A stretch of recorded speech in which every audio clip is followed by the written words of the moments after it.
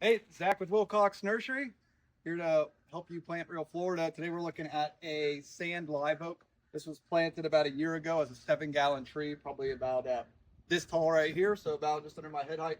Now it's definitely put on a foot of height, so we need to do some pruning on it.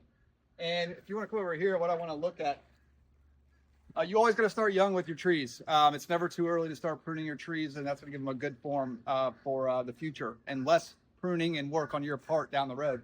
So what we always want to do is focus on getting a central leader on our trees. And that's what we're going to focus on mainly here today.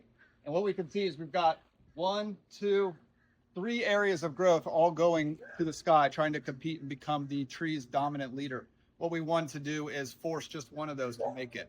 So what I'm doing, I'm looking at my surroundings. We got a power pole up here. I don't want anything that's going to be growing in the future towards that power pole. And I'm looking at the fence and the kind of the confinement of the space we have here. So I'm going to choose this one here. It's growing farther away from the power pole. It's got some other branching on it that may shoot out over the rest of the landscape here, and that's the direction I want to send this tree. So what I'm going to do is what's called some reduction cuts on some of these other leaders that are moving in other directions we don't want.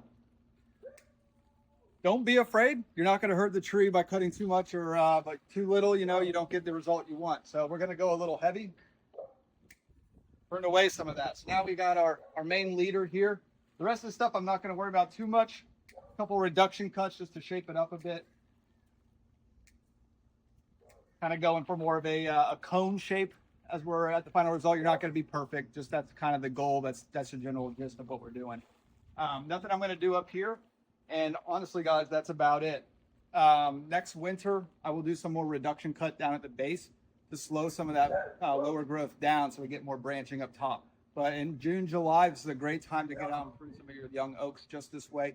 All you're trying to do is keep that central leader moving up. That's it. Let Florida thrive.